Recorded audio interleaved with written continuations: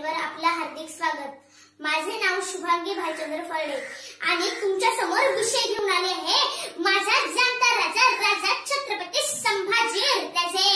छत्रपती संभाजी राजे काय होता तो संभा, कोण होता तो संभा, कोणत्या संस्कारात घडला होता तो संभा। आणि खरंच या संस्कारात ते छत्रपती संभाजी राजे घडले होते ना, ते संस्कारच खूप महान होते आणि त्यांच्यावर संस्कार करणारे देखील तितकेच महान होते।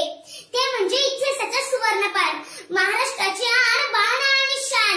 त्यांचं नाव घेताच अंगावर फुलकाच पुरण चढते, जयराज जागे होते आणि बळ येतं। त्यांच्या नावाचा नुसता उच्चाराने नसा-नसातून हिंदुत्वाचा अभिमान सळसळतो। असे महाराष्ट्राचे आराध्य दैवत राजाधिराज छत्रपती शिवाजी महाराज या युगपुरुषाचे संस्कार होते छत्रपती संभाजी राजांवर। छत्रपती संभाजी राजांवर स्त्री जातीचा अभिमान असणारी स्त्री, छत्रपती राजाला घडवणारी माता, स्वराज्याचे स्वप्न जिनं रुजवलं फुलवलं बहरवलं अशी स्वराज्याची रणरागिणी, मातृसत्ताक माता, मराठा वगैरे राजमाता, राष्ट्रमाता मासाहेब जिजाऊ यांचे संस्कार होते छत्रपती संभाजी राजांवर।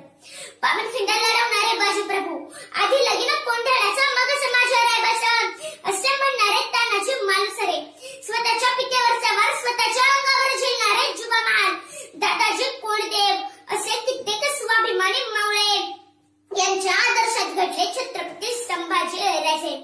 आणि आज आमच्या मुलांवर संस्कार कोणाचे, तर आरचे आणि परशाचे।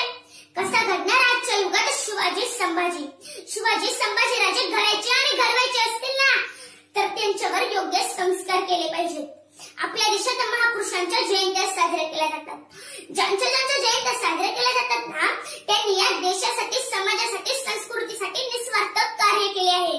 याचपैकी एक राजा, तो म्हणजे तरुणांचा आदर्श, प्रचंड बलशाली, शूरवीर, मातृपुष्ट भक्त, सत्यवंदनीय आणि खरं बोलणारा राजा, जाणता राजाचा सुपुत्र छत्रपती संभाजी राजांवर। मुलांवर संस्कार घडवायचे असतील ना, तर संभाजी राजांसारखे घडवा, कारण ते पर स्त्री माता भगिनी मानत होते। आणि आजचा युवक इतक्या राक्षस वृत्तीचा झाला आहे ना, की माता भगिनी कोणी हे तो विसरूनच गेला आहे। समाजाला दाखवण्यासाठी म्हणतो जय संभा आणि आता आमच्या हातात दारूचा खंबा, आणि म्हणतो जय संभा। कसं काय घडणार आजच्या युगात शिवाजी आणि संभाजी। ही गोष्ट तेव्हाची आहे जेव्हा औरंगजेबाने कवी कुलशेखर आणि छत्रपती संभाजी राजांना कैदेत बंद केलं होतं, कारण महाराजांकडून मुस्लिम धर्म कबूल करून घ्यायचा होता, पण महाराज आपली इमान सोडायला तयार नव्हते। आणि तयार तरी कसे होणार, अखेर मराठ्यांचा रक्त आणि जिजाऊ शिवरायांचे संस्कार होते छत्रपती संभाजी राजांवर। प्रश्न नव्हता प्रहरांचा, प्रश्न नव्हता घटकेचा, कारण वसा चालवायचा होता शिवाजीचा। औरंगजेब म्हणाला, हम जानते हैं मराठियों के गुर्मी को जान दे देंगे, पर बगावत नहीं, उसे मारो खून का कतरा बहा दो जिस्म से। औरंगजेब म्हणाला, कल पेश करो उन्हें हमारे सामने। माझ्या जखडबंद राजाला कैद करून विदूषके कपडे चालून बादशाच्या पुढे पेश करण्यात आले। कोणीही ओळखते जोगे असे ते राजे नव्हते, ते बादशा पुढे पेश केले जाणारे बळी होते, बळी। राजचिन्हाची एकच खुणे कोणी उचकटून न टाकल्यामुळे अंगावर तशीच होती, ते म्हणजे गळ्यातली भवानी माळ। सोबतीला माणूस एकच होता, तो म्हणजे कुठल्या कुठे उपजलेला एकमेव कवी कुलेश। औरंगजेब म्हणाला, ये अपनाएगा इस्लाम, बनेगा बंदा, पढ़ेगा कभी नमाज, भूले हैं हम सबकी, देखो तो कैसा घूर कर देखता है नफरत से। आंखें नहीं है, जलती मशाले है मशाले, दककड़े निकाल दो बेंगोर आंखें, जलती सलाखें घुमाओ इसके आंखों में, हयातभर हिंदुस्थानात वनवन भटकलेले बुडेपण, मोगलीशाही पुढेपण अंगभर थरथरले, लाकडी खेड्यातील तरुणपण हे ऐकताच आपले उभे शरीर भुईवर फेकून देत डोळ्यांत असे एकवट एकवटले हो डोळ्यांताच एकवटले.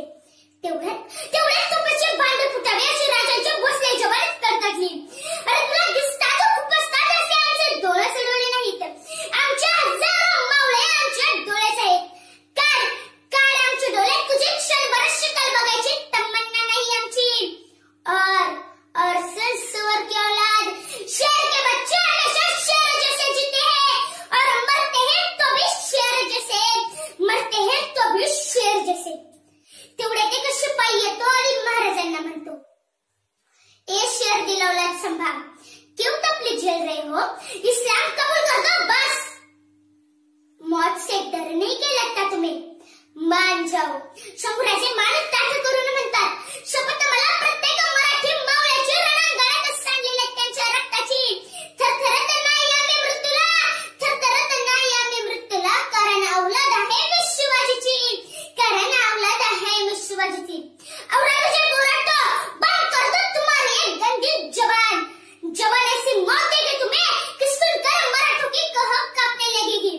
यह जबान काट दो और खिला दो कुत्ते को, और खिला दो कुत्ते को.